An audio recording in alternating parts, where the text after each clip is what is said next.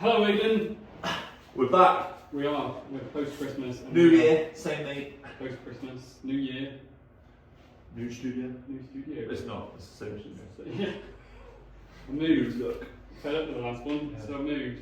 Well, exactly the same with a black wall. Yeah. No, same studio, but we blacked the wall out Mm. and put some lights in. Well, you can't really see them that well because we've got the big light on us. But Making me look fabulous. I think we need to turn the light on. Wow. Yeah. But no, we're back. Again. We are for another exciting episode of Core Bike Chat. Another exciting year. Very We exciting. spent the morning talking about our year plans and Yeah. what's coming up and trying to fix my bike and some things never change. Some things never change. Yeah, it's also bugging me that your October prints are all the way around. Yeah, you just knew that in a minute. That one's not in the right place, but.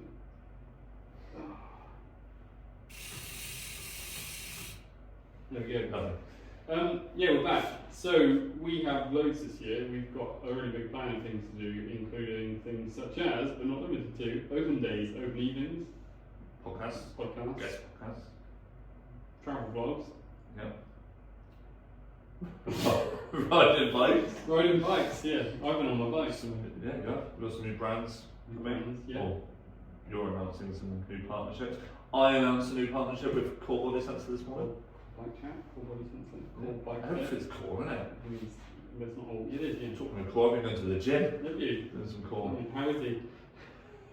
Your gym's good. Yeah, good. Oh. No, it's good.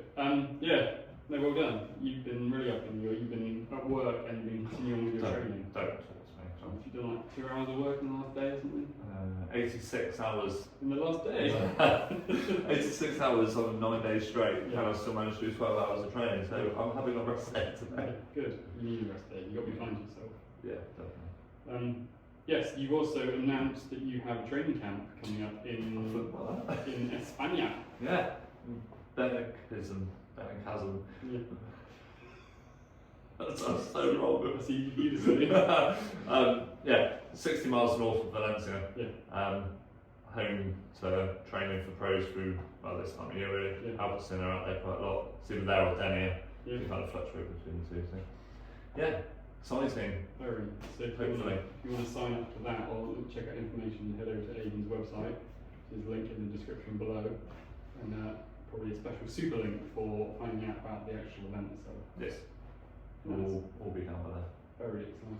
I can't wait for some October sun. October is when it's happening. October, yes, you got a bit of time on it. And it comes with some exciting stuff. It's going to be a training camp for people that are training with Aidan, and he's going to help with some training on the training camp. We're training.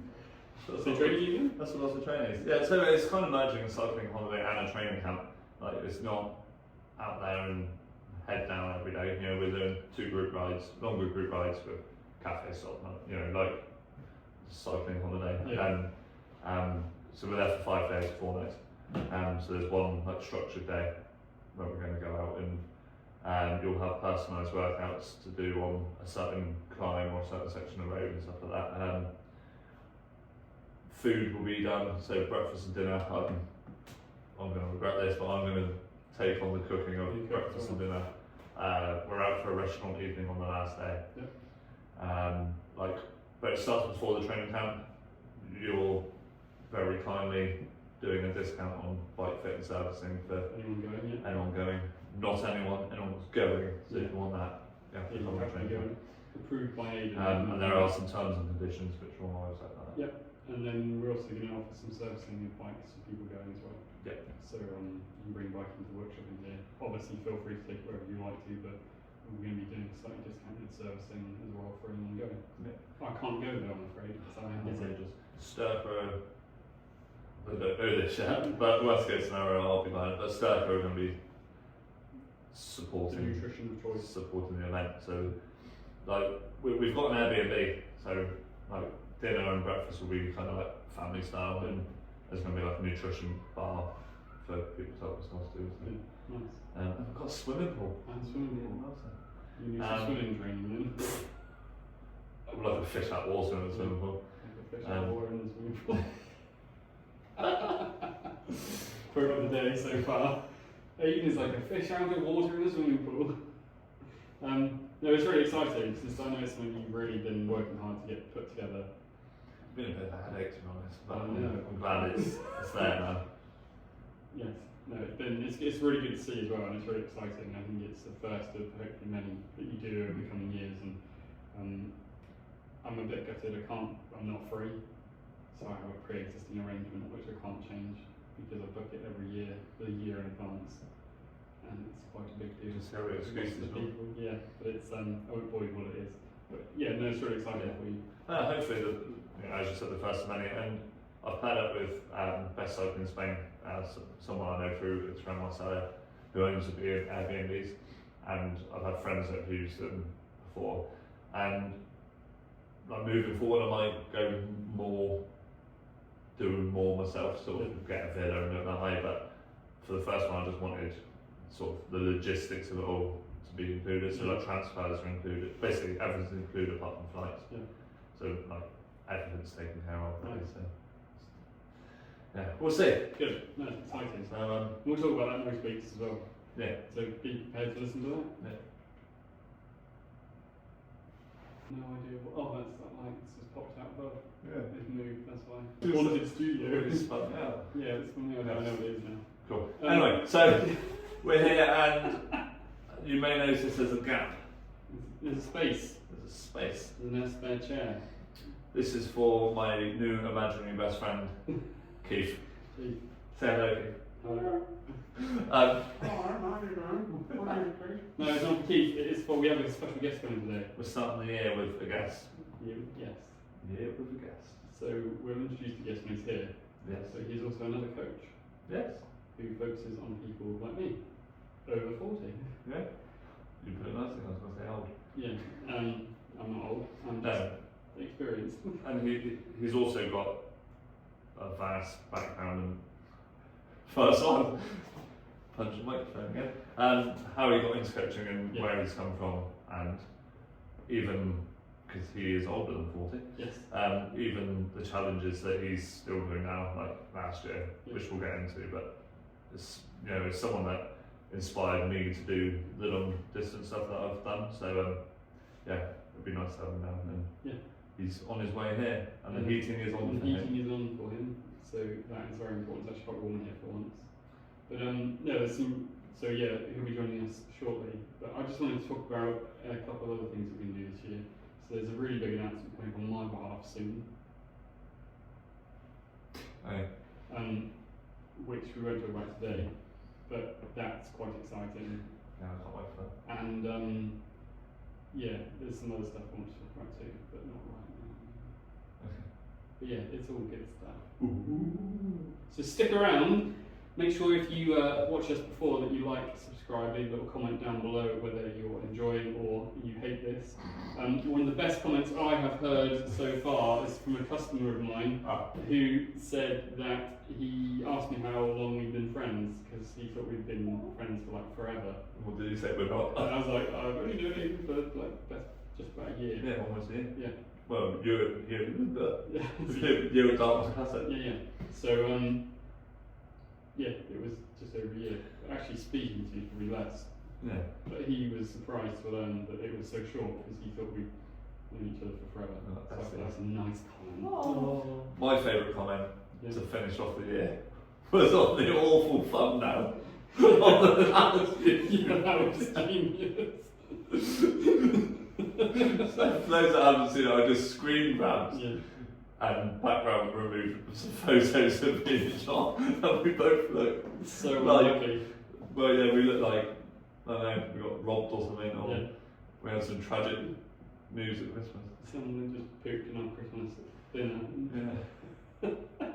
But we got attention and brought people in. Well, one person.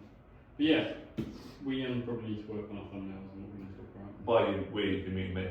Yeah, maybe by we, I mean I ought to give some guidance. Is that a responsibility you're going to be taking away from? No, I just think we ought to talk about it. Like, probably try and have some hook or something. Yeah. One, like, I've got an idea for today's, which will tell you. Imaginary Keith. Yeah. If we just put OnlyFans covers on everything, no one would click. Use it as a deterrent. Right. Fun. Shall we We'll see you all in a bit when our guest has arrived. And just like that, we've made Simon a beer. Simon, thanks for coming down. Not a problem. It's really easy to be magically put Yeah, straight into the chair. It's magic, isn't it? Just like that. Can you do that for me to get home? Okay. Yeah, as me and John mentioned, Simon's a coach who specialises in over 40s. Yeah. So the what I target is people hitting 40 and above. Partly because, mostly because I'm 54 now, and when I decided to aim Velo at people, I thought that was a population that's kind of been missed, in the fact that most conversations about diet and exercise is all about young or younger people riding bikes hard and fast. And not that we can't as we get older, but the conversation needs to be fractionally changed to suit our aging physiology. So that's why I decided to aim for that in particular. And we do have younger people that we work with, but they're a small handful compared to the total amount of people that I work with over 40. Yeah, I mean, we'll get on to some of the stuff that you've done, like riding wise, because that's, I was saying to John earlier, that's what kind of inspired me to do some of the long distance stuff, following you on Instagram and seeing what you do and what you've done. And I mean, some of the events you've done and what you've accomplished is what younger people dream of doing. So to do that at an older age just goes to show that when you do age and you do get older, you don't just have to go on too old. Yeah, and that's the whole point. That's why I started Velo in the first place. It's just like that, I'm doing these sort of things. In actual fact, the reason why I started Velo was because I was coaching someone for triathlon 6 years ago, and he was saying, if you can ride a bike like that and you look in the shape that you do at your age, you should really turn that into business. And I was like, okay, well, COVID hit. So is it that long? Was COVID that long ago, 6 years ago? It is. About 2019, wasn't it? So yeah, it would be. Yeah, it's about 6 years ago. Wow, Yeah, that's it's crazy. a long time. Let's not talk about that. It was yesterday. It was yesterday. But that's when I decided to branch out and start that new business, because I was running an online coaching business that had been running for about 10 years, or just under 10 years, just coaching people for triathlon and Ironman. Yeah. So that's obviously I know you. So but for John doesn't know you, and the people watching, there's very very few people that we're watching. So triathlon's how you got into sport, or Do you want a full backstory? yeah, go on, give us.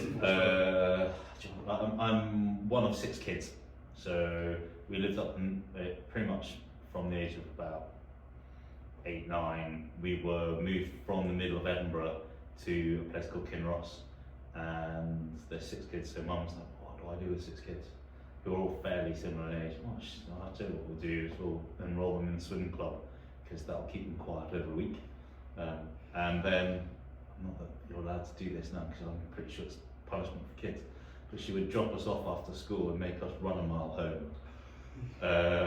And then the only way we could see people was to either, and they were about 3 odd miles away from where we lived, was to either walk, run, or ride a really old rubbish bike. So we kind of were always fairly active. Fast forward, after finishing school, I spent a little time being a racehorse jockey, realised I was rubbish at that. Good horseman, terrible jockey. Moved to London, got a job in the health clubs as a salesperson, because I wasn't really qualified to do anything. But I always thought, those PTs look like they're having more fun than I am. So I qualified, I did loads of different courses and things like that, became a PT. And then, just to speed everything up and fast forward, over time I decided I wanted to not be in a city.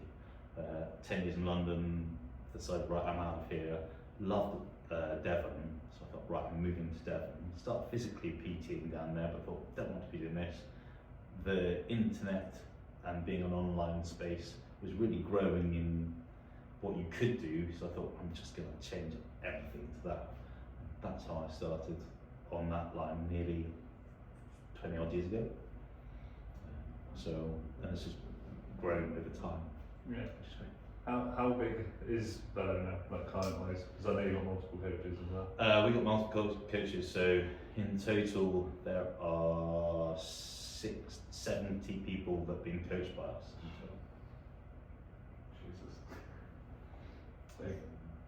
Jesus. It's a lot of management in the background. The other coaches are really helpful. They've taken a lot of weight off from me having to be physically coaching. I still coach, obviously. I've got my crew of people that I coach. I do a lot of the social media and the background scene stuff. We all help each other out. I think the thing is, people think when you do this as a full-time job, it's just a bit of fun, and all they really see is me riding a bike, right? So they go, oh, Sam's just riding a bike all the time. What they don't see is I'm recording, editing, doing social media stuff, writing blogs, doing extra content. So there's a lot of educational content that we give in Velo for everybody that we coach. So it's not just about here's your program and I'm just checking up on you. There's a lot of interaction, make sure that people understand the meaning of their training, but also I'm massively keen on helping people understand the facts of nutrition and what they need to be doing. So I'm constantly learning, writing educational blogs backed up by facts and science, and also telling them how it works in practice from my own standpoint and what's changing over time, etc. So it's a lot, and I think people go, Sam's just riding his bike, isn't he? It's like, I'd like to do more of that, obviously, but I love it, and I see it as something that I can do for a long time as long as I stay fit and healthy, and that's why I do Velo, because at the age of 54, most people think by the time I hit 50, I was listening to the radio on the way down here, it just made me chuckle because I knew we were going to talk about this, but Vernon Kay was chatting to someone who is mid-50s onwards, and they were all that rhetoric of I'm getting old, I need to pull back, all that sort of stuff. And I'm like, no, such the wrong message to be sending out. And hopefully I'm sending that message out to people that with what we do and how I coach and what I'm doing, that if you look after yourself and you train in the right way, then you can keep carrying on. Hopefully it comes across. I try to have fun with it. It's the most important bit. I'm not a robot. As I just said in my YouTube video on Sunday, I've pushed too far. I need to pull back just a little bit because I had a plan of what I wanted to do, but on paper it looked great. Physically, my body's like, yeah, you were ill about 3 months ago. You still haven't fully recovered from that. You need to back off. Yeah. There you go. Brought it up to date. So did you always have a plan to make it as big as you've got it, or was it just it grew organically over time?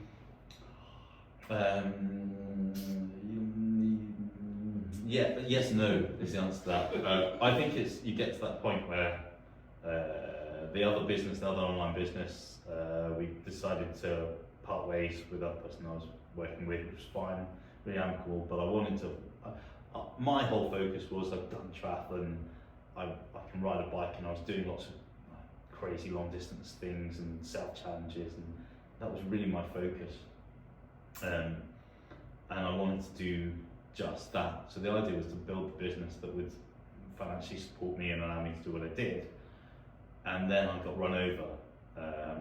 And very quickly I realised that actually if I didn't have people behind me to support me from the other coaches who couldn't pick up things if I'm away, or if I message them and say, look guys, I'm going to be really tight on time, can you do this for me please? They always say yes. They're really helpful. And I needed that aspect of the business where I could trust them. They understand my methodology, what happens in the background, all that sort of stuff. So no to start off with, but after getting run over, I was like, yeah, I totally need to have someone on my, behind me thinking, don't worry Simon, if you're in hospital and you can't type, we'll do it for you.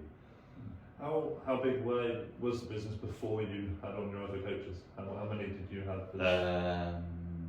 It was a slightly different business model, but we probably had about 30 people in Velo at the time. I made the decision to bring 2 coaches on board straight off and advertise massively that I was doing it that way. So Sue's a female coach who's focusing on older populations, and menopause, but working with people who want to race, as well as do sporties and things. We're desperately trying to get the message across with her on board that, you know, girls should do more. What we've noticed is there's a lot more females coming in, which is great. And in my mind as well, that a lot of them love to go and do things like gravel riding, because it's a lot less macho. So we're very possibly going to go to Girona. In fact, we are going to Girona in October this year and run a ladies only gravel stroke road biking thing. Yeah. We're just kind of like chatting about that in the background right now. And then Pete is a cycling coach who's done a lot in the forces, downhill mountain biking, and a very good triathlete. And I coached him for nearly 7 years, and he always said, if I get all my qualifications and you get a space, would you consider taking me on board? I'm like, well, he's a perfect choice because he understands my mythology, what the minimal standards is, blah blah blah blah, all that sort of stuff that I've worked for me. Also understands, you know, what I would say if so and so did X, Y, and Z. So I didn't need to teach him so much. He'd been through the process. Yeah, because he's seen both sides as a client and as a coach. So yeah, I've grown it that way. Am I going to take any more on? No, but we are growing the training camps and holidays aspect of Velo now. So we've got one in Mallorca, which has got 10 people in it, and that's going to be really exciting. You know, I've deliberately kept it small, made it a bit more expensive, and chucked in some really cool extras that they're not aware of just yet, and some of them they are aware of, which should be great. It's good fun. The whole idea, I keep saying to people, is we're going to train, we're going to ride bikes, but it's going to be fun. Yeah. You know, there's no stress to it. Yeah, that's the message I tried to get across with launching mine last week. Just keep talking about it. Yeah. That's the best thing. You know, Yeah. if you see my social media, I don't have a sharp. Definitely, you've got to do it though, because you don't know when someone's going to pick up on it. So for anyone looking at it, you have to assume it's the first time they've ever seen you. Yeah. I'm horrendous at social media, but I know the correct principles. But yeah, I look at what you both do and think, I really need to do more. Do you know what my advice is? Is talk about what you know. And this is the thing, so people say, oh, you know, I need to get on social media about it. Don't overthink this. I do little series each week, so my series last week was all about nutrition because we were in January and there's a lot of nonsense that's unfactually based on nutrition being thrown out by people. And I was like, right, let's readdress that. It's not so specifically about older populations, but everybody. But if we go through the basics of not just about calories, etc., but actually the practicals of losing weight and maintaining weight and being energized to your training, then at least there's a little series there that people go, oh, what do I do about, how do I start my diet journey? Go and watch these five videos. And I'll say it billions of times, keep posting. So I do Monday to Friday, I don't do Saturday and Sunday, that's my time to do what I want.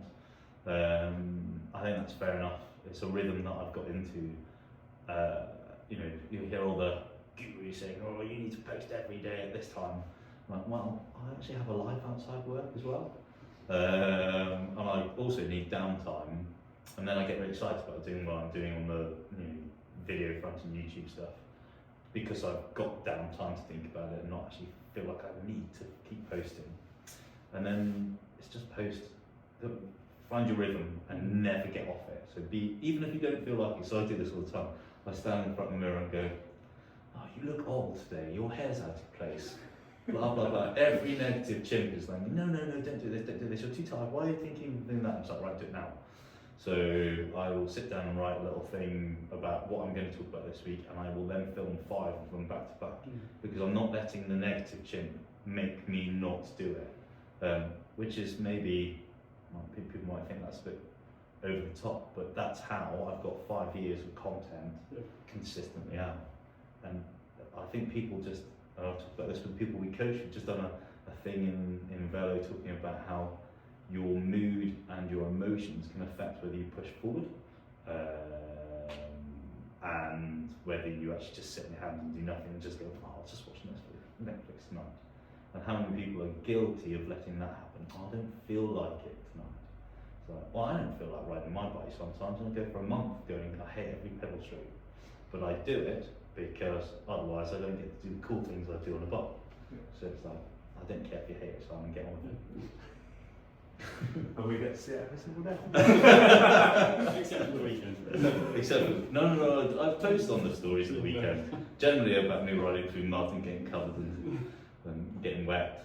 People always laugh at that, right? Yeah. So it's like, hey Simon, do you run out again and you got wet? And it's like, yeah, that's genuine riding for you. Basically. I think they quite enjoy it though. It's like, yes, it got wet. It did crack me up when you told me a story about you clean your bike after every ride, and you obviously re-share the responses. Like, some people are like, no, yes, every time. Someone wrote and said, do you need to? You want to keep your drive chain in fairly decent check, it's like sandpaper. Yeah. But yeah, I put that out there just as I bet people write and go, don't be silly, I don't do that, it's a winter bike. Do I clean my bike? Do you clean your bike, Aidan? Well, yeah, I do, but I also ride it a lot. So. I think that's the first time I've seen it clean. You guys can't see this, but actually he's clearly cleaned it. It's because I ceramic coated it the other day. Alright, okay. It was quite easy, just little hose off. There you go. But no, for the people that have seen previous, but for you, it basically lives in. Right, okay. Because there's normally something wrong with it. Hashtag go and buy yourself a winter bike. Yeah. Well, I will have one for next year. You will, yeah. Or this year. Yeah, just This year. just gonna get some brake calipers. Mm. But, yeah. I can't read that. You can't read that. So, you said that your mum forced you to run and you were swimming. Yeah. At what point did you start cycling? Do you remember when that was? No, not specifically, but what I do remember from a kid is all three boys were given, me, my twin brother and my older brother, were given Halford's purple bike. Don't ask me what it was, don't ask me what the gear ratio was, but it was all the same, just one varied in size, you know, and we rode that backwards and forwards. Mum, I'm going to guess this is where long distance has grown into. Mum used to say, oh, you know, just go and ride bikes. And we're like, okay, well, it's the middle of the summer, we've got nothing to do, and we live in the middle of nowhere. So we'd just basically ride the bike 60 odd miles a day and go and see mates. And we'd come home and I'm like, where have you been? You've been out all day. And she's like, I was expecting back for lunch. And you told us to go. So we did. And she said, where have you been? So we'd say, oh, we went out here and up to Mucka. And she'd be like, you could see her calculating her head going, oh my word. So, again, I guess, yeah. It's, Ingrained in your age thing. maybe, yeah. I did ride around there about before COVID, so it must have been about 8 or 9 years ago. And I remember thinking, actually, this is quite chunky. And as a kid, you never really, you were riding around in clip-on pedals and things. So that's quite a lot for a kid to be doing. It's funny though when you're younger, because you really, at that age, you really don't seem to feel it anywhere near as much as. Yeah, I just think it's, I mean, we're not doing it to compete, we're just doing it to get round. So I should imagine we probably didn't drink enough water. We definitely didn't eat anything, other than when we got to the other end and saw our mate and his mum was like, where have you come from? Eat. We touched on it and you summed up with like your long endurance riding. Like events wise, you've done a lot. Yeah. Like I've done the jog and you've done the jog almost half the time. But I remember watching your videos on the jog journey just day to day, and you said about sometimes we're all like, oh, I can't be bothered to ride today. Yeah. Like they were big days. Like how did you keep motivated?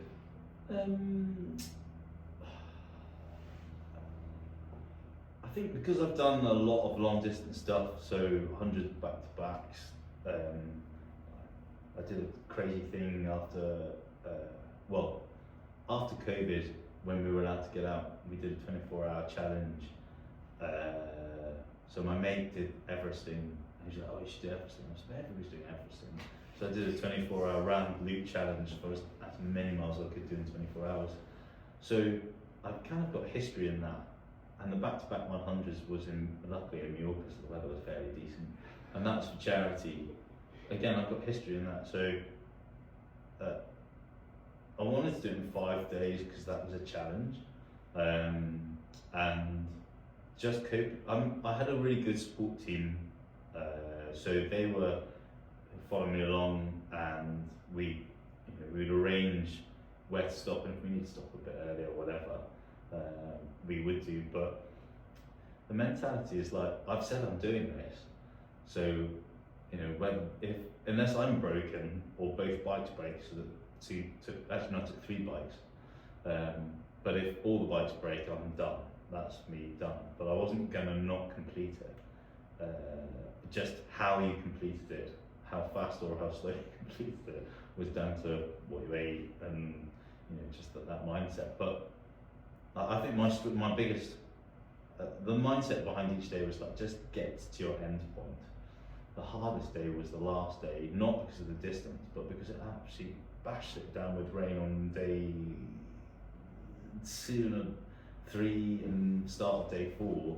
I got horrendous saddle sores because I just got wet all the time, and it didn't matter how much pseudocreme I put on, it wasn't working.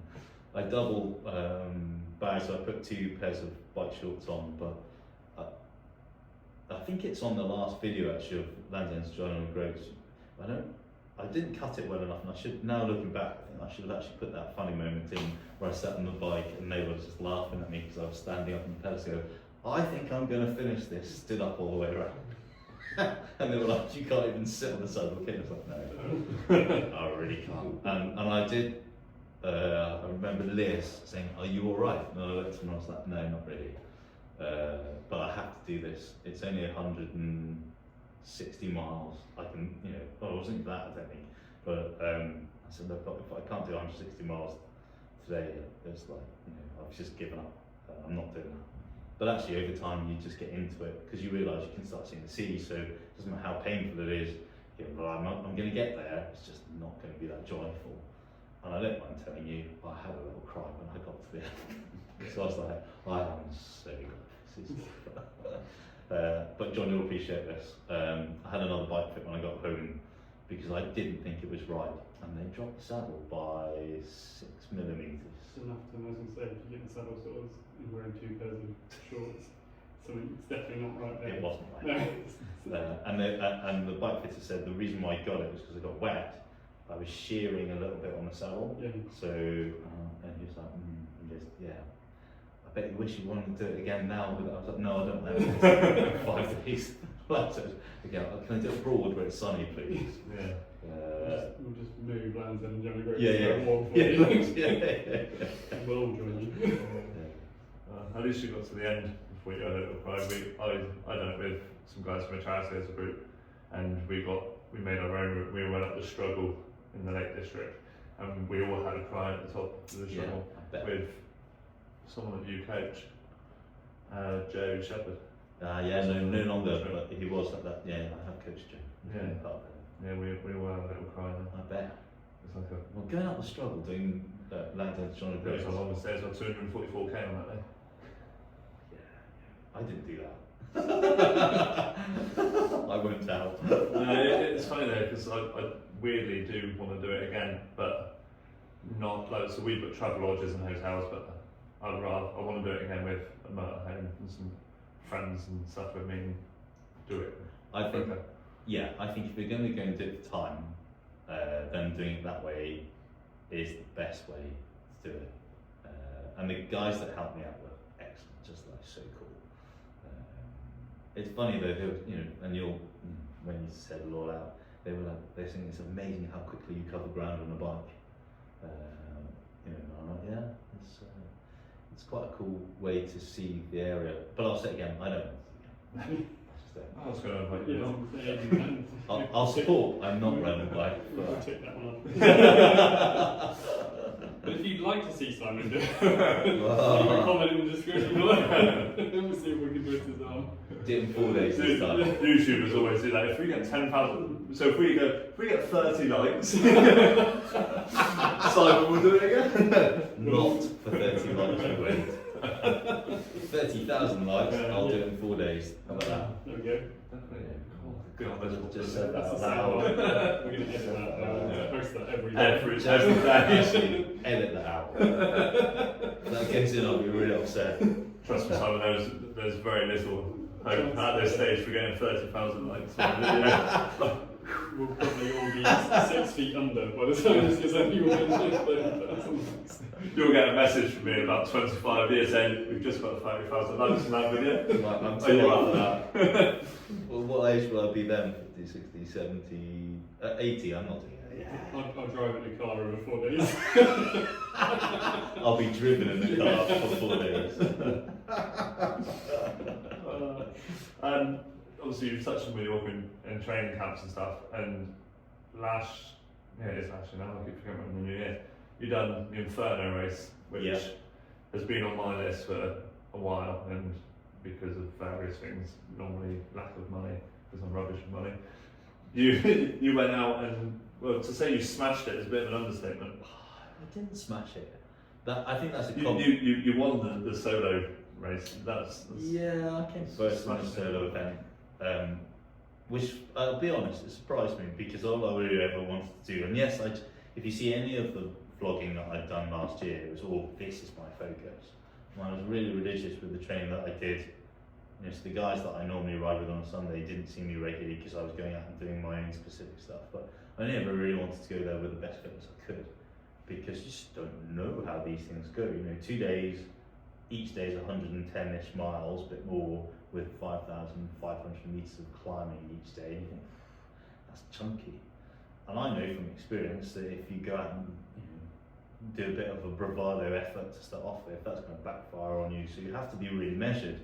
So a lot of the training I did, although it was focused on trying to build my ability to ride faster over time over hilly country, so I was going up Exmoor and towards Dunkley Beacon and places like that, doing longer sustained tempo efforts and things like that. Every time I went out, I was learning what I could consistently hold over time, and it started off big, and every time I went off, it was like, that's getting smaller. So I think I originally said, I'm going to be able to hold 260 watts for these climbs, and I realised that that was just ego, and by the end of it, I was very clear that if I was holding 230, 240 watts as a top when I'm climbing big long climbs, that was enough, because you have to ride big climbs every day, and it's back to back. And that's what I had, so a bit of a Geraint Thomas mindset in the fact that let these kids do what they want, and I'm just going to ride this in my zone, because I know that if I consistently do that, that's the best effort I've got, and these guys can fire fireworks right, left and centre, but at some point they're going to come back to you.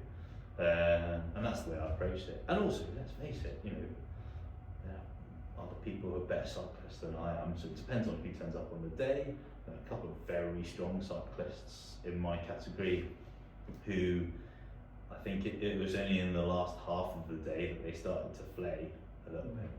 And I think that was down to the fact that, I don't know how they approached it, from whether they slept well, whether they ate well, whether they drank well, all that sort of stuff. They were definitely fit enough, but it's just one of those things, it's like, who's got it on the day to keep going?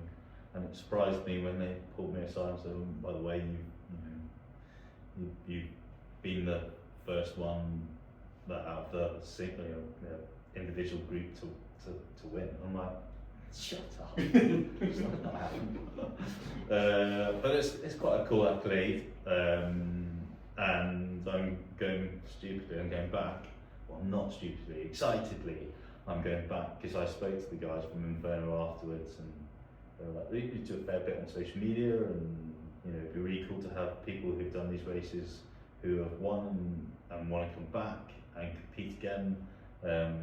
Would you come back and do France and the Dolomites? And I couldn't say no to that. My only hope, a bit like all the videos that I've done running into it, like, the reason why I chose Inferno Swiss, because the views were going to be amazing. Day one, it absolutely belted it down, so we couldn't see anything. I was gutted for that, and occasionally you get these lifts of clouds and you look out across the valley and you go, oh wow, I'd like to go back and just do it really steady. And on the second day, it started off really misty, and then it changed, and it was baking hot at the top. But yeah, I mean, it's a great race, a great series. They want to call it an event rather than a race. There still are people that are obviously going to be first, second, but they're trying to make it as inclusive as they possibly can. They're still timing you, all that sort of stuff, but you know, I think what I love about it is that it is an event where people are trying to do their best. There are people that are trying to be the fastest, and there are people that are trying to complete it. But there's that sort of very sort of chilled stroke, we're all in this together vibe, whereas a good example is on the second day, one of the guys in the pairs had a bit of a spill off his bike. And we all dropped down the hill, we weren't that far behind him, we all dropped down that hill and realised he was sprawled out across the road. So we stopped and we got off our bikes, made sure that he was okay, and you know, the guys were, oh, just carry on with that. No, we're not carrying on until we know that the ambulance has turned up and he's actually alright, because he looks really badly in pain. And no, you know, winning is not like, what's the race that I'm thinking of that's like multi 7 day or 5 or 7 day where everybody's a bit cutthroat. It doesn't matter. But you know, it's not that bravado initial of that race. It's yeah, we're racing, but actually we really do care when people get off the mountain. And the guy who ran it turned around to us and said, John, that's exactly what I want to see from people. So yes, I know you guys are all at the front, but it's really cool to know that, you know, we can't be everywhere and you guys are all looking after each other. And I think that's a good thing. I'm not trying to be woke or anything, because I'm not, but I just look at it and go, yeah, that's quite cool. If I fell off my bike as a solo race competitor, I'd hope someone would make sure that I was okay. Yeah. But the cool thing is that he was okay. The ambulance turned up pretty quick because we were in Switzerland and everything's like pretty starfish. And we all kicked off back on our bikes again. And there was this sort of like gentlemanly sort of like roll in for everything, like, everybody okay? Everybody eating okay? How are we going to do this? Like, let's just ride our bikes. Yeah. And then obviously it got a bit spicy, but and fun.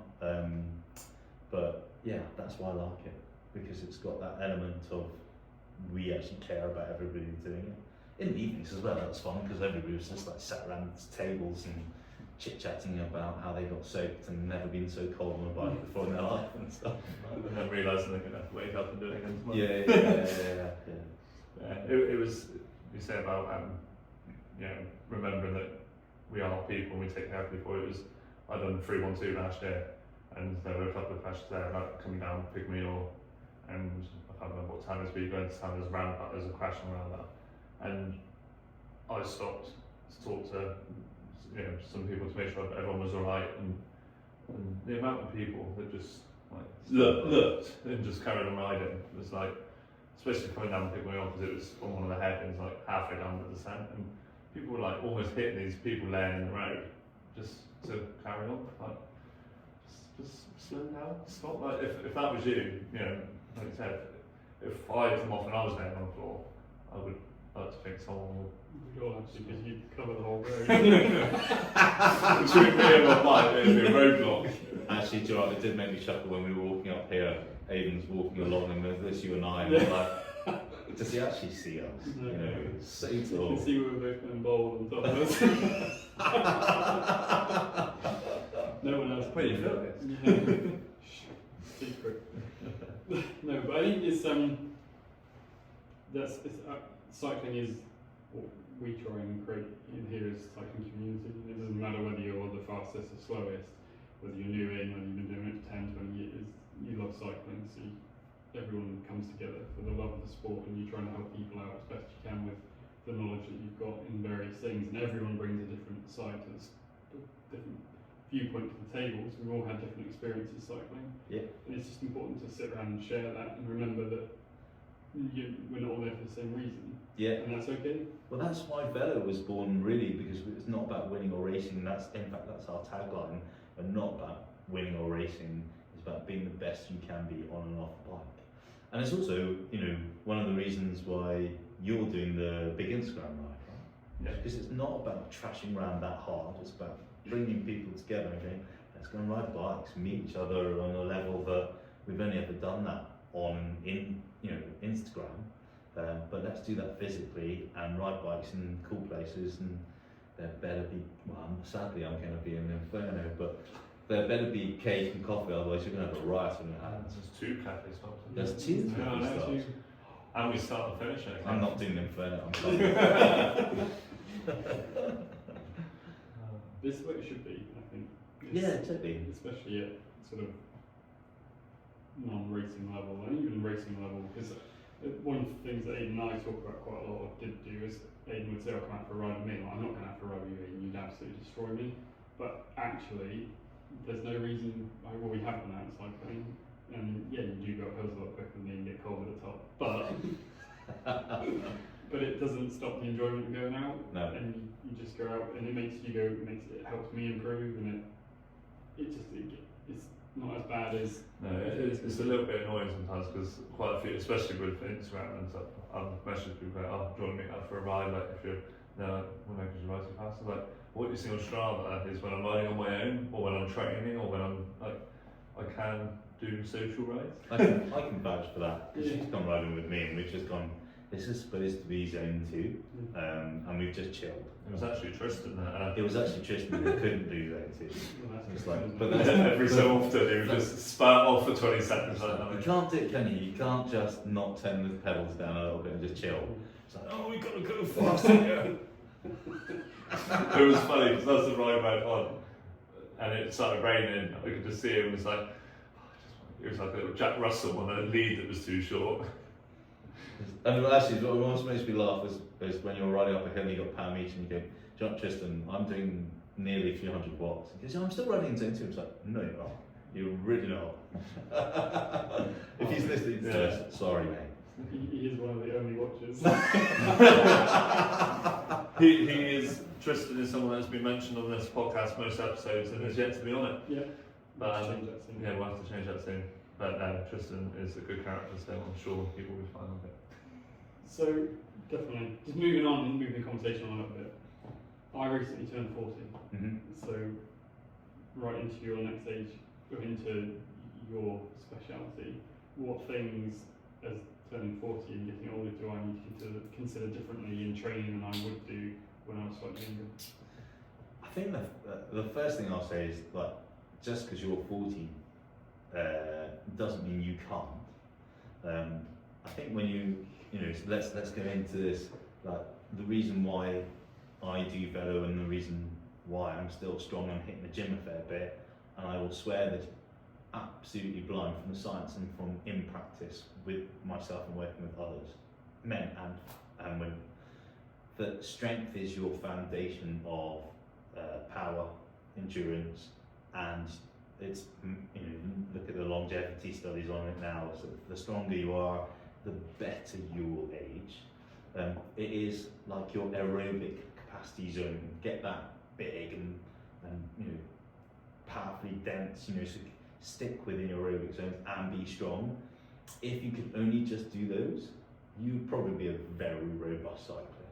It's good for injury prevention, strength training, all that sort of stuff. So I would say, baffles me why cyclists, when they start getting to 40 and up the way, don't do strength training. No, I want to do yoga, or I think strength training will make me bulky. It's like, it might change your body composition a bit, but I still keep saying to people, and you'll see a lot of stuff that I talk about online, so I don't want to get to 80 and be that frail old man that can't lift anything over their head. The science shows that people who don't have much muscle mass, then metabolic health is poor, but more so, if you fall over and hurt yourself, you're going to break. And then I think even now, when you look at studies of people that don't have much muscle mass, little old ladies and men that fall over, a year later, they're highly likely to be dead. It's just scary. 40% of all deaths are the elderly from falls. Yeah. So generally you'll find someone fall over, break a hip, and pass away quite quickly, which comes down to strength, quite often foot strength, and then your vestibular system shutting down, stopping working, so you're not actually able to stand up very well. Yeah. And so yeah. And that can be changed by going to the gym, right? So if someone, like financially, we all look at ourselves and go, I need to make sure that my pension pot is in a good space, so when I hit wherever time I decide to retire, I can put my feet up and do what I want. Why can't we think about that physically as well? So if I look after myself, and yes, it takes effort and training and consistency, and not sitting and watch Netflix, or deciding to do something different from the norm. But I think it's so important, and people just neglect it, and then they come up with weird things like, oh, I did some band work at home. I'm like, look, if you're getting started, band work is how to do that. Body weight work, dumbbell stuff, but there's no arguing that being ultimately strong and lifting heavy. So I think, I can deadlift twice my weight. I can pretty much squat my weight and a half. It's not brag, but I think it's taken time to get there. I keep thinking it's like one of the reasons why I'm still robust and strong over longer distances and can keep putting out that consistent power when other people start backing off is because I'm strong. Yeah, I've done horrible things like VO2 work and threshold work and have that in my arsenal of training, but that's the important bit. And also the other thing is your aerobic capacity. And I went out with the boys on Sunday, the amount of, I can say it, willy swinging on the way home, right, was unreal. And I'm just sat at the back chuckling, going, I could go with them if I want to, but I don't want to because I've got a fairly full-on week of training because I'm off to Calpe in 2 weeks' time. But yeah, to answer your question succinctly, strength, get strong. You don't need to go to the gym every day, but a specific strength training session a couple of times a week doesn't need to be an hour. It could be like 30 minutes, 40 minutes. We go in, don't look at your phone, do your training session, get out, and then build that robust aerobic engine. We'll see most people right. It's funny because I work in a private care home, so I'm quite used to seeing like elderly people, especially falling over. And we've only got a couple of gentlemen, but one guy used to run marathons, and like when he was younger, he used to be really fit, go to the gym, and he's now 95, and he is not only one of the youngest looking men we have, he's actually the oldest, and he's the only male we have that's independent living. He still does his own shopping. Like from time to time, he'll walk over to like the main house and have like Sunday lunch and stuff. But he basically does everything himself. Whereas we've got some gentlemen in like their early 80s and they can't do nothing. They can barely walk. They can't walk without a frame, and they've not been. They haven't done much fitness in the past. So it does go to show that it's. I guess it's not a sprint, it's a marathon. Life is as long as it will be, but if you don't look after it early enough, then. And that's the thing, so again, one of the reasons why Velo is born, and it's not just about riding a bike, but it's about longevity. But how many times do I hear every year, you do too much? I didn't think you're getting old for that. I was like, don't know you're getting too old for that, but in my mind, I'm not. Again, I'm nothing special, but it's like you just got to keep working. So when other people are kicking off in the background, I go, oh, he just does this, and it's like, hang on, ignore these people because they're not in great shape and they don't look young. They look old. They sound old. That's the other thing. That's the cool thing about surrounding myself by people who are similar age, who are all doing crazy stuff. So one of my great mates, Calvin, and I'm just trying to give a picture of some of the people that push your mindset to be, I could do more if I just ate a bit better, slept a bit more, trained a bit more specifically, rested when I needed to, and not fall down that horrible trap of, I'm 40 and I just should get belly and do nothing. It's like, oh no, there's so much you can do with life. He did last year? No, it's 2 years ago, because it's the same year I did a job.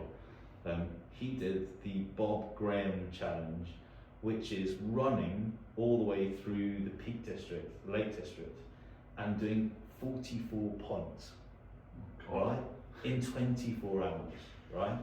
And he rang me up about 2 days before because the guy that was going to help me out can't help me out. Can you help me out? I was like, yeah, totally, I'm there. I said, just give me 24 hours to get everybody's training and tell the coaches what I'm going to go and do. I'm there for you. So I drove his van, and I'd just done the job maybe a couple of months beforehand, and I actually think what I did on a bike was nothing compared to what he did running. To watch him go over the top of one of the peaks. I can't even remember what it was, but I watched, it was from midnight, beautiful clear day, but this light going all the way to the top, and I was like, oh, I wouldn't like to do that at all. But he is similar age to me, maybe 6 months younger, and he looks strong and fair, and the pair of us constantly what we're going to do, you know, out of excitement, not out of like feel the need to. It's like, what can we challenge ourselves to do? And that's because we're both in really good shape and we look after ourselves, and he goes to the gym a lot. That's probably because I nagged him many years ago that he should. But yeah, I mean, I'm a big fan of saying this, and it really annoys me when people go, oh, I'm getting too old. I'm like, you're only getting too old because you just don't do the right stuff. And I'm banging on about that, but you know, there's so much we can do individually to be in great health, and people just give up. I think, like, I see it from loads of different perspectives. So if you look at what's going on in the world at the moment, you say the NHS, you kind of feel like, I want to be in control of what I can control. So looking after myself and my body and my health, it's going to mean I'm less likely to end up in hospital with any luck. Yeah. Not that there's anything wrong with the NHS, but it's clearly struggling with wait times and what they can and can't do. Yeah. So by looking after yourself, you're taking control of your own health rather than leaving it in their hands. Yeah. And it's I mean, what I do with bike fitting is all about making sure you're not going to injure yourself for the rest of your life. Because cycling is such a repetitive thing, you can clearly create yourself some massive issues as you get older. And one of the quotes that always sticks in my mind, which I generally tell most of my customers, is when I was at bike fitting school, the guy teaching us, like, your body's like concrete. As soon as you stop moving it starts to set. And that's always kind of stuck in my head, like, you have to keep moving. And I always suggest that people do other things than cycle. So if you're cycling a lot, doing other movements to challenge grey matter and your nervous system, so that your brain doesn't get lazy and continually fire these same patterns and stop learning new things. But it's so much to, like, just moving your body as you get older. Yes, it's massively important.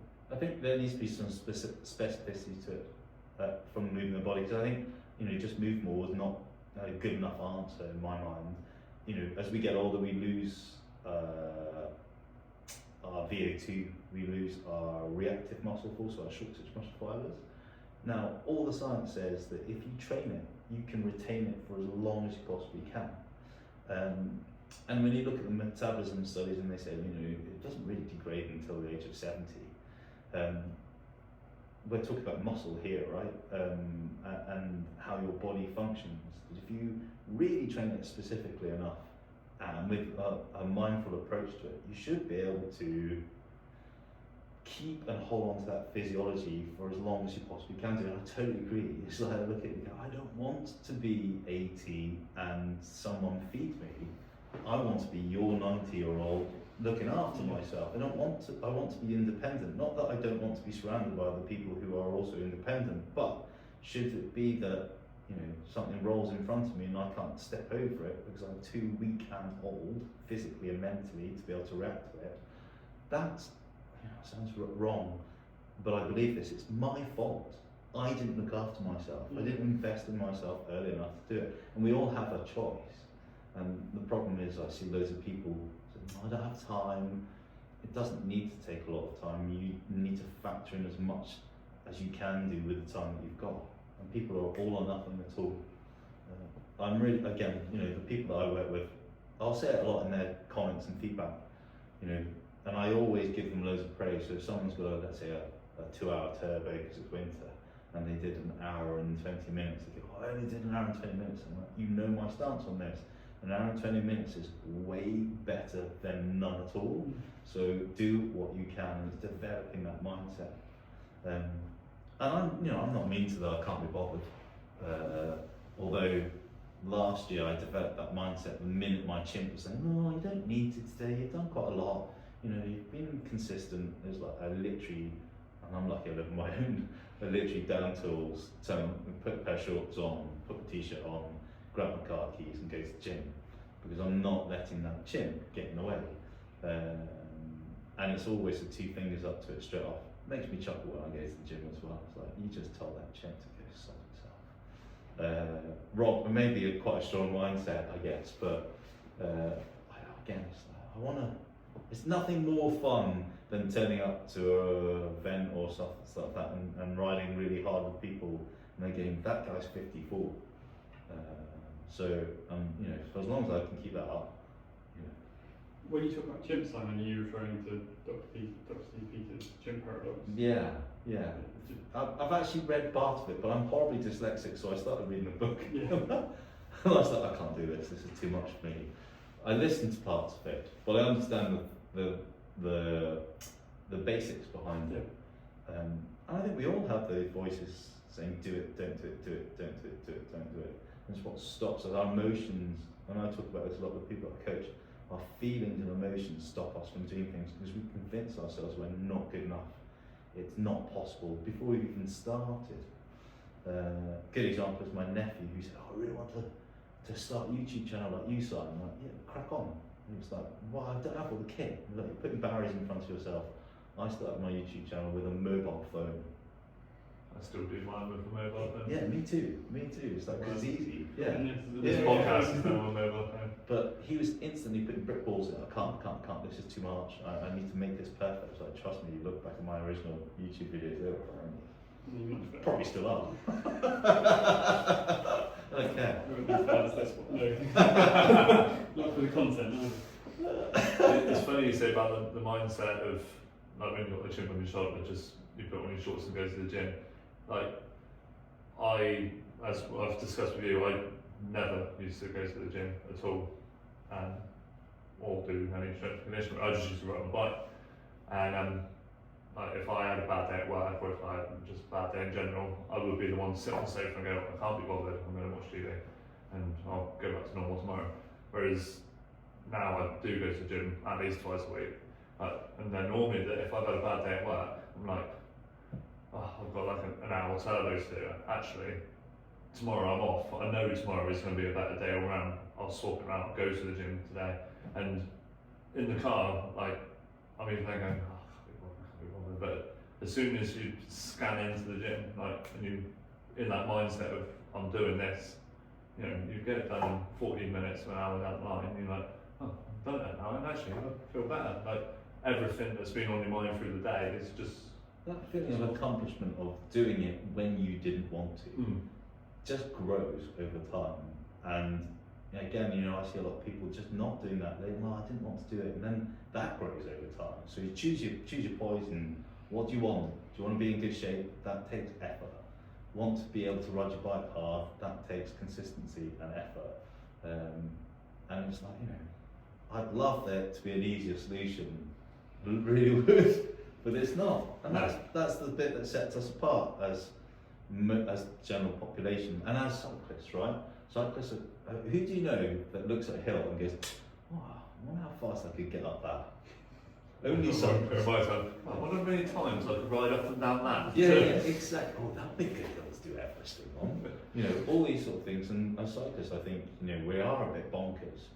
But in a good bonkers way, right? And also I think it's like, no matter what you're doing, you find you'll naturally come to some sort of like mental barrier, and especially I'm going to take Everesting as an example, because so I've done one, and you get to a point where you're like, I can't do it anymore, like I can't physically do it, and it only takes like a matter of like 10 minutes to half an hour of going just like pedal stroke at a time, and then you're through the other side, you're like, oh, hang on, I can do it. And so many people have said to me that have tried Everesting and other endurance events, said like I get to a point where I can't do it, and like I stop. It's like, well, you've given up. Like I think developing that mental skill to just push through the tough times, because that's make or break time when you're in a dark place, when you're like physically worn out and you physically want to stop, is when your mind comes into. I don't think I've ever done any of my long distance stuff without that mindset, without that thought dropping into my head. Yeah. Going, what are you doing? Or this is bloody hard. Or, I mean, in the Inferno on the first day, we dropped down the first mountain and it was thumping it down with rain. I had 2 jackets on and a gilet. I've never been that cold on a bike. I was shivering so hard I thought I was going to shiver myself off the bike. And I remember thinking to myself, this is horrendous. But got down to the bottom and everybody else had been suffering the same thing. I thought, well, I've got to keep going, got to. Started climbing again, warmed back up again, and thinking you need to man up a little bit, Simon. You need to get on with this because everybody else is in the same situation as you. And there were moments I was thinking, you don't need to do this. You could really just stop now. No one's going to say anything. But in my mind, I knew I would have given up. So I was like, no, just keep going because you can make that decision later when you're feeling better. But don't make it on a negative thought. Just keep going and then make the decision. And it was, I think it was just on that first descent where I've never been that cold. And it wasn't even my hands. That's the thing. It was like internally, I was like, oh. It's like, if you'd seen me, I looked like a complete beginner going down on a bike. It's like round corners, 50% pieces. This is horrendous. I remember the first Everest, then I done on Porlock. How many have you done now? 3. Idiot. And my first one, I was 6,000 metres in, and my Wahoo GPS just lost all capabilities of finding GPS, and I was done. Like, I was at the bottom, I paused it, I was like, what on earth can I do? So I'd do what I normally do, turn to Instagram, put something on the story, and Ollie from GCN voice noted me within 5 minutes saying, stop the ride, save it, start another one. There's an app where you can, as long as the time cuts are the same, you can merge them together. And he said, do that, and then it will re-upload it as a whole ride. And I mean, I had gone from at the bottom of Porlock at 1 o'clock in the morning crying to getting back on my bike, carrying on and finishing it. And like for me, that was, other than the fact, about 3 hours later, so I was hallucinating, thinking that things were chasing me down the hill. But other than that was like the moment where, like previously, like before cycling, with other stuff, I would have just gave up. I would have rode to the top of the hill, got in the car, and went home. That's the thing, I think by doing these things, it teaches you so much about yourself and what is possible and what isn't. And I'm not suggesting anybody needs to do 3, Everesting events or go and suggest doing one, to be honest. or go and do crazy 200 milers back to back to back or whatever. But it's, being consistent with your day-to-day, looking after yourself and doing stuff that you don't want to, knowing that in the future it's an investment in your future self. That can teach you so much about other things and give you so much positivity from a physical and mental aspect of certain things. There were, maybe it's about 20 years now, I suffered really badly from depression, and that was the only thing that stopped me from going down a big rabbit hole and having to go down the medication side of things was going to the gym and riding a bike. And I thank my twin brother for that, because he used to say, come on, let's go and ride a bike. And I know that helped me get out the other side. And it took a year, but I was very wooden inside. I lost the joy for most things, but it came back. So that's why I think looking after your physicality and your health and well-being can get you through most things, and then you can decide whether you want to do 3 Everest things back to back or whatever. One of them was in Wales as well. One of them was that doesn't count though. I think we've discussed this many times. It was a 10,000 metre though, not an Everest, so. Alright, yeah, it still doesn't count. But no, and the mental side of it, and you learn so much about yourself from just pushing your own boundaries, and it doesn't have to be like doing the Inferno, doing Everest, and doing the job. Like just from day-to-day cycling, you can learn so much about yourself. Like, for example, John and Manhead, just doing the little nemesis, but the goal is to PB at Manhead, and just that's something to having that focus point that, well, I know for a fact you can beat the PB up there, but just having that little focus and that little drive to, when you are feeling near, like, if I do these little steps, I will get to where I want to be. And then once we've done that, it's what's the next thing, and then maybe the next thing. But I think as well, I'm well into knowing I'm in my current state because of other elements of life, and it is an excuse, but I've got 2 young children, we moved house, moved business, my wife changed jobs, so I haven't been able to focus on my feet, sorry, speaking. The small animal running around. Yeah, so we've been really busy with doing all those things and whatnot, and I haven't had the energy or the time to focus on it, and it's not been a focus of mine. But turning 40, it's now become, I've got to this is now at the point where it is doing what it needs to do, and I can now go cycling. So this year is the year for me to start training properly and trying to hit some of those goals that I want to, and some time for myself, because being a dad of 2 small children is not full of time for oneself. No, I'm sure. I should imagine it's bloody hard. A lot of people that I coach obviously have, busy jobs and kids. It's fitting it in the right time, but it's very doable. It just needs to be decided amongst the family that how you're going to do that. And that's the hard part, is because we moved everything. So we up sticks from living in Newton Abbot, moved to Topsham, and everything changed. So we moved the children to school. We moved all of their friend groups, moved all of their extracurricular activities from there to here. We bought a house and did it up. We moved into here and done this up, and then trying to restart a business. So just not really how I've tried to start a few times, but I think, as Aidan would hopefully agree, it made me be unwell because of trying to do too much. But now it kind of finally feels like things have settled down. Yeah, and I certainly feel better in my head about doing it. I'm not as tired or stressed, or I've managed to ride my bike a couple of times in the last month. And normally I get ill immediately, and not having a sniffy nose or anything this time. No. Good. So we're but it's just interesting because and everyone's got different goals. I think that's what is difficult for someone is not as difficult for someone else, and I think I definitely get that from bike fitting. Like, you have to understand what their aims and goals are, and what sort of cycling they want to do, and what it is they want from it. But it's definitely a fantastic way of keeping fit and testing oneself. I'm not getting any argument off me on that. Yeah. Never. Well, it's just such a cool thing, isn't it? Because you've got yourself, and then you've got covering loads of ground really quickly, and you've got a bike to maintain and look after, and looks nice and Give it to you to maintain and give look it to after. maintain. Yeah, exactly. I just get on it and ride it. But no, it's just such a wonderful thing, isn't it? When you actually consider what it is and take a step back. It's that freedom to go wherever you want to on your own steam. And you see so much more. If you'd done the route you do on a bike and a car, it wouldn't take in half of what you see.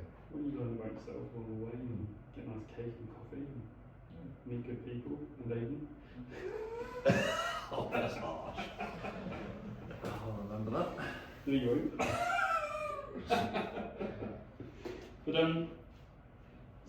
so we did a bit of a Q&A kind of before you came on, and we had a couple of people ask some questions. But if anyone asks you any questions on Instagram.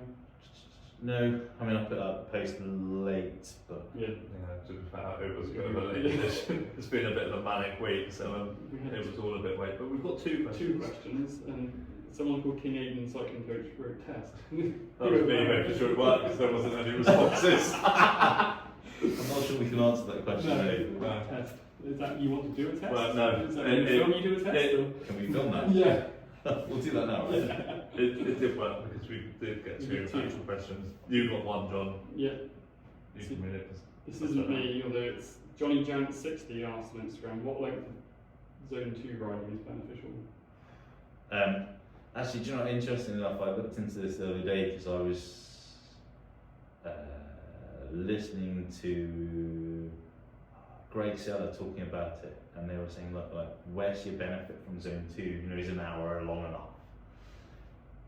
I think you have to put it in because you can't just do VO2 and threshold every training session, you'll break yourself. And the aerobic capacity is important for developing your ability to ride longer for less effort over time. So it comes in scales, isn't it? So the best way to answer that is if you've got an hour, ride an hour. If you've got an hour and a half, ride an hour and a half. If you've got 2 hours, ride 2, 3, and obviously it scales up. So if you've got an hour to ride and you do 2 hours, you're going to get a bigger training benefit. The addition to the answer to that question is, if let's say you had 3 hours but you only rode 1 hour, obviously the benefit of that training session is less than if you ride 3.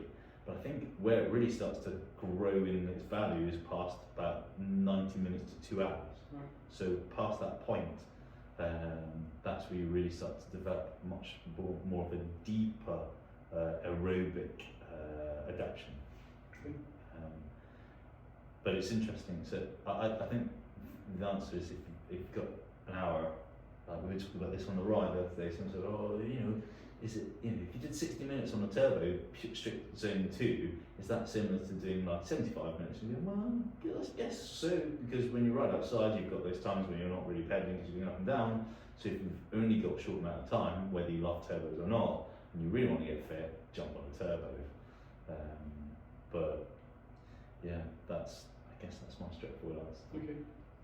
Yeah, I think that's where turbos do kind of help in the winter, because especially living in Devon, I do the triangle, which you can do in zone 2. Just that, like being strict, and obviously being in that zone 2 bracket is like important. Like especially, if you are doing, whether it's an hour or 2 hours, like if you're doing the 2 hour ride, but 60% of it is zone 1, then you're not doing the zone 2 ride. Whereas on the turbo, you can just mode it to zone 2, and that's going to be a lot more beneficial than like an hour of zone 2 outside, but it's a mix of zone 1, zone 2. And I think quite a few people, there's a few people that I know say, oh, I've done a zone 2 ride. It's like, well, you've got to a hill and you've done zone 4, you've done zone 3 there. It's like, you've averaged zone 2, but that's not a zone 2 ride at all. Yeah. Like, I mean, most people go out and average zone 1 or 2 for power. Yeah. But, you have to be pretty disciplined to keep it chain tight all the way around and know what that feels like. hard. Yeah, Really hard. it is hard. It is around here. It's very hard, because you have to back it off going up hills and then push quite hard going down hills. Yeah. They always talking about zone 2 brings me back to a reel you've done, and we spoke about this on the ride. It's like, when you buy a bike, there's this thing invented to make you going uphill possible in zone 2. It's called the little ring. Get rid of your ego. So, I got a lot of jip for that. People are like, oh, your advice is to put your bike in the little ring. And I was like, yeah, you'd be surprised how many people don't. Yeah. Especially when you get to a hill. So a lot of people don't know how to use their gears properly when they ride. Yeah. I find. Yeah. Like surprisingly, like people that have ridden for a long time don't really use the gears they've got at all. Yeah. Sit in the middle of the cassette. And then wonder why their legs are broken going up big hills. Why it hurts. Yeah. Massive calves. Yeah. Maybe I want massive calves. I just want mine to be a bit bigger so my hair will sort of stay up and I don't have to hairspray them all, to be honest. Hairspray, mate. Yeah. You need hairspray. That's why I've got hairspray in the car. Every time someone gets one, I'm like, oh, hairspray. It's like, oh, yeah, sorry. it's because I've got little calves. Yeah, I've got little bitty calves. That's an insult you, isn't it? I just like to do my hair in the mirror. Richard said, I think you know Richard. I do, Brandon. yeah. I think that's how I followed him on Instagram, is from you. He's part of Velo. Yeah, I think I've ridden with him a couple of times when I've been at Norway. What advice, Simon, would you give your younger self in a kind of example, me being the younger self? It depends. I think it means as a coach. Okay. I'm gonna assume.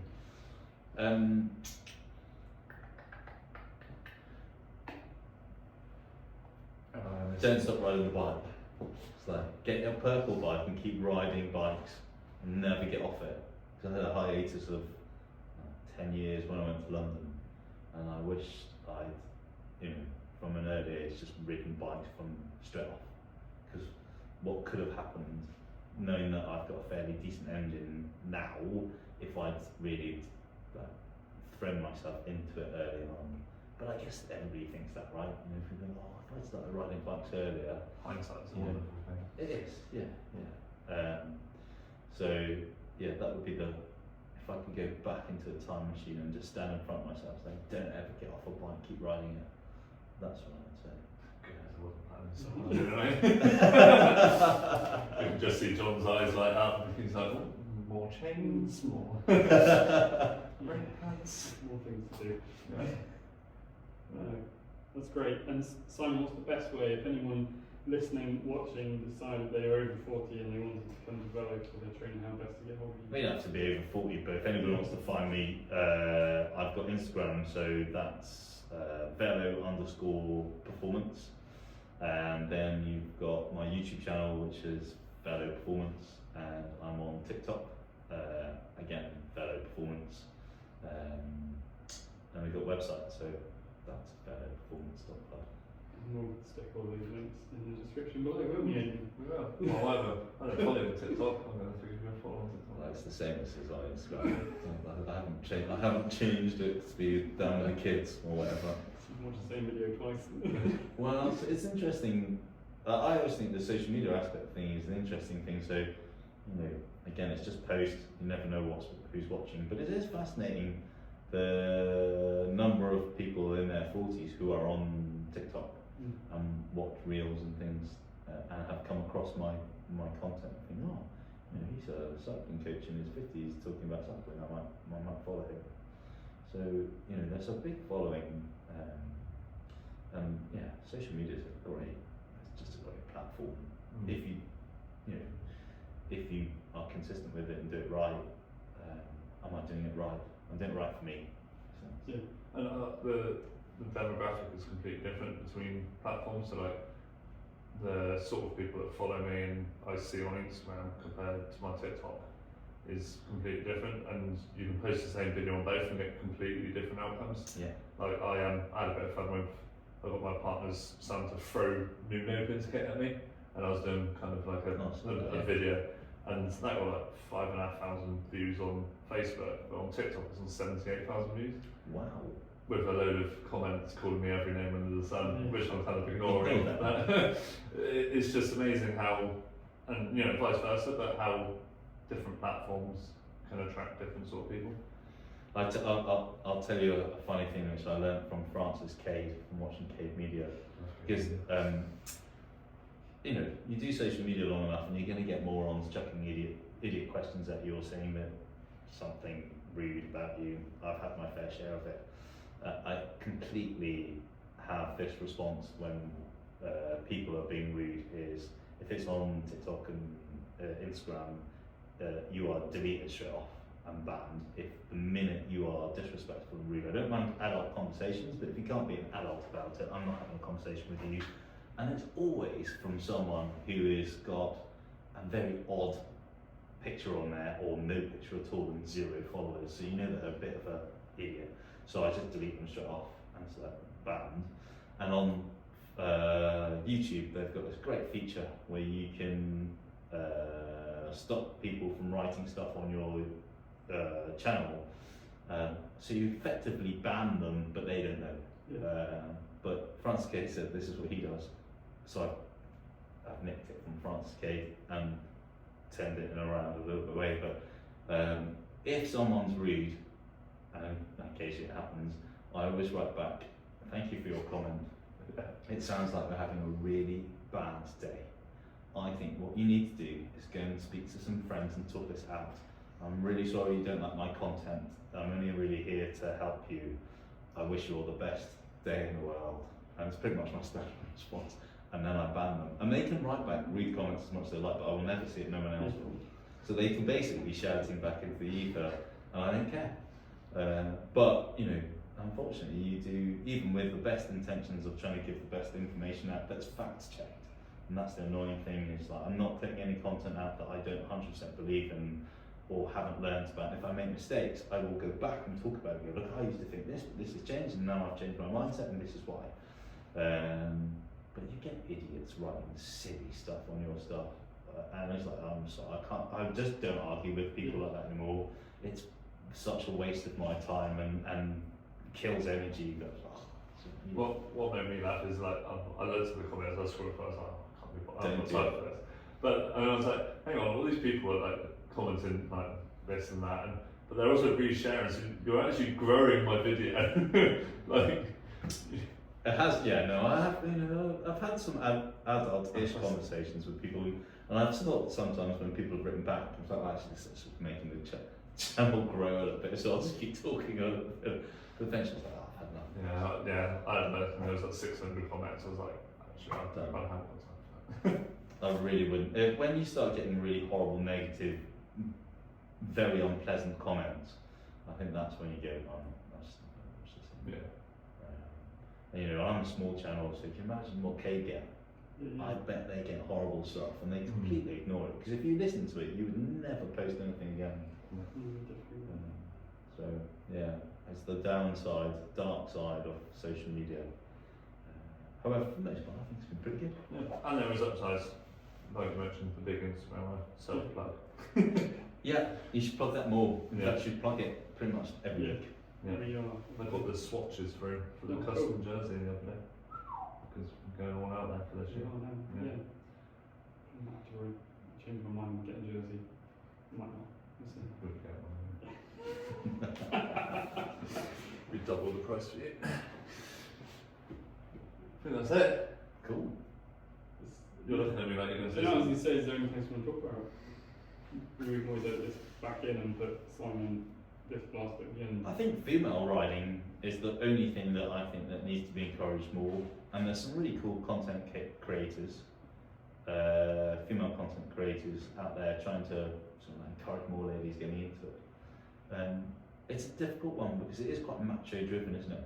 A lot of the females that I coach say that all the kit that they buy is really just basically male stuff fashioned into women's stuff. How many of the girls that are, we use BioRacer for our kit, and it's great kit, really good. But I'd love to see option of, the bib shorts being able to be unclipped so girls can go to the loo a little bit. But when you go and chat to them about, we're not thinking about doing that. And I think that's not progressive enough. There needs to be an understanding that girls' kit needs to fit better. And the brands, or a few of the brands that are doing girls' kit, so my partner Beth is obsessed with this gel in new kit in the minute, and they've got clips and like stretchy backs and stuff, so they can. But it's like a pair of shorts like 300 quid, and like jerseys are like 180 quid. It's like why? Like there's. Again, I'm not woke, but where's the inclusiveness in that? Yeah. It's like The whole cycling community and cycling industry is behind with women though, because generally you find, or my finding from bike fitting them is that they can't buy bikes very easily. The lady-specific bikes are just men's bikes for rebranding on. The lady-specific saddles certainly aren't lady-specific. They've not been thought about. They've certainly not thought about the fact that a woman's pelvis will change if they give birth, and the differences in pelvic shape, pre and postpartum, and then women are a lot more different shapes and sizes, so kit actually needs to be much more inclusive. Shoes also, generally women have smaller, wider feet, just not catered for. It's not an easy way to navigate through for a young lady in cycling, or for a lady of any age. I actually find probably about 60% of my customers are ladies. And the interesting thing, so I talked about this with Sue, who works for me, and said, so that guy's a bit more gung-ho in deciding to, I'm just going to go and pay for that. Girls tend to, or ladies, and what's the best way to describe them without offending people, it doesn't matter, but my thinking is that a lot of women look at their expendable cash and don't feel like they can spend it on themselves. They want to spend it on their family first, and then they come second. And this is something I think a lot of people, bike manufacturers, kits, people, things like that, need to think of. They need to do good quality at a lower cost and make it way more accessible and, as you say, more female friendly. Because if that's the case, it's just get people to buy more and get them into the sport more. And I find, so going back to your point around how we make purchasing decisions, I'll get a chap come in for a bike fit, I'll give him his list of stuff, I might never hear from him again. I'll get a lady come in for a bike fit, give them a small shopping list of things they need to change their bike and other things, and I'll get 3 emails of questions, trying to understand what they can get the best bang for their buck from, what are the things that are going to make the most difference. They found this, does that work, that's this work. They're making taking a lot longer, more thought through approach than we would. I don't know what you mean. I definitely just go shop it. Yeah. Not that one, please. But they're so much more considered, and they want to understand in a greater level of like why and what is the benefit of this and how is that going to work. Yeah. Whereas chaps will just go, yeah, whatever, and off they go. Yeah. It's just I much prefer the ladies in a way because they also come in with an open mind, and so when you start discussing things with them, they're not against trying a different position or seeing what their body can do, whereas most men have got a predefined idea in their head of the position they want to be in. And well, everyone wants to look like Matthew Van Poel, don't they? And the girls don't care. Yeah. So they're happy to ride whatever as long as they're comfortable. It's just really interesting seeing it from both sides of the story. And I think it's if you look at it from a financial business perspective, only from that, if people get that right and they cater more for the women's market and they do it well, they would run that business should grow. You would expect it to, right? Because cycling is just getting bigger.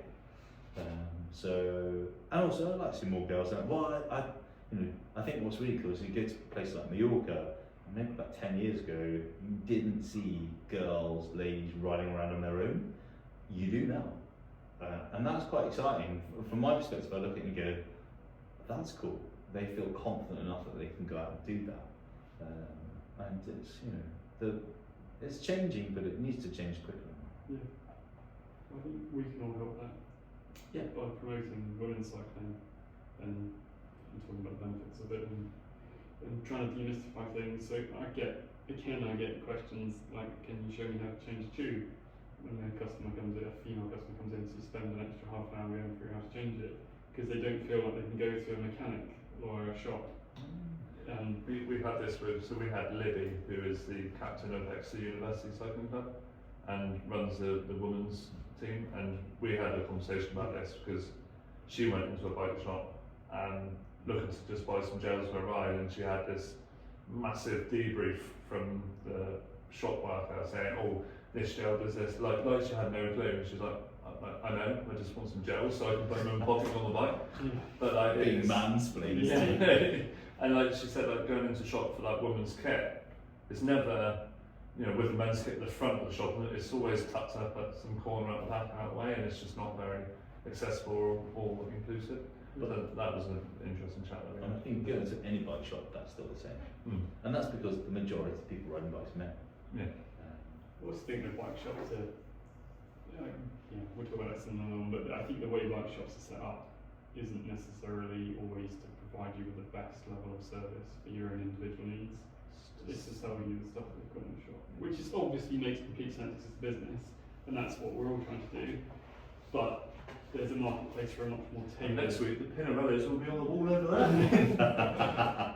For a much more tailored sort of service where you're looked at as an individual, because no two people are the same, and you have a much more person-centered experience around your own needs, requirements, wants, experience, and someone actually listens to what you want and helps you with your journey rather than forcing you to buy something. But that's then going down a specialised bike shop. Yeah. And there are some out there, and I know some great bikes. So the bike shop that's close to me, they actually listen to the person coming through the front door, and then are they salespeople? Yeah, but not really, because I've heard them say you don't need that. You actually don't need to buy that. Yeah. So they're not just trying to make money; they're seeing you as a long-term potential customer, and they're giving good advice, men and female. Most of these big chain businesses don't care. Yeah. They've got a budget to hit, blah blah blah, all that sort of stuff. So that kind of needs to change. But I'm not sure that's going to do on any great level. Small boutique things. Specific. And that's even harder, right? Because small business, boutique businesses, they're fighting against bigger businesses. Yeah. And people just want cheaper. Yeah. Some people will pay for experience, but some people won't too. And it's finding your place in the market. Yeah. Yeah. Yeah, more women cycling, definitely. Yeah, I'm a fan of that. 100%. And plus, I hate to say it, but the women's cycle, like the pro racing, is so much more exciting to watch. Yeah, it can be, can't it? You know, or it definitely has been last year, right? Yeah. Like the women's tour last year coming down to 4 seconds, as opposed to the guy to win by 7 minutes or whatever. Still, you've got to admire Park there. Well, yeah. For the, you know. Great ride. Well, I'm not taking anything from it. I'm not like, yeah, come on, But like, let's sort it out. like both are really exciting to watch. Yeah. Yeah, no, sorry, here's the microphone again. Have a bit of punch and work, but I appreciate it. But Gauch's done some great stuff for the sport, I think, as well. And I'm sure we've all watched the cafe ride with Matt Matt Stevens. Stevens. Yeah. And he just comes across as such a relatively, for a cyclist of that level, straightforward, down to earth. When he told the guy off for leaning the frame Yeah. back against the wall, he was like, "You're going to scratch the frame." Like, You have a picture in a minute. you can have a selfie with me once you've sorted the bike out. Yeah, no, I love that. Yeah. It's not even telling him off. It's like, what are you doing, man? Yeah. You know, so it's like, yeah, good man. Yeah. It's like, you're gonna scratch your bike. I'm down with that. Yeah, It's like, what are you doing, weirdo? It's the priorities right, Yeah, totally. Maybe not sit on the wind bike, but on the, you know. Actually, the wind bike looks like a mess at the moment. I've scratched it up a fair bit. I've dropped it. That's what it's there for. Yeah. That's what it's there for. But I was very proud that it was in really good nick, and now it's got a few scratches on it. I was like, okay, it's a wind bike, you know. If I did that on my other bike, I'd be furious. I'd be touching it up straight off. Oh my god. Simon, it's been great that you've spent time coming down today. You obviously had to come out of probably earning some money to come and see us and have a chat about cycling with us. So we really appreciate you coming all the way down here. But thanks for inviting me. It's been fun. Yeah, we've had a great time listening to you. And please go and check out Simon's YouTube channel and TikTok and Instagram. And if you're nearly 40 or over 40, Yeah. Go and check out our website, and hopefully I'll see you on Thursday. Yeah, see you Thursday. Yeah. Even if it's just coffee.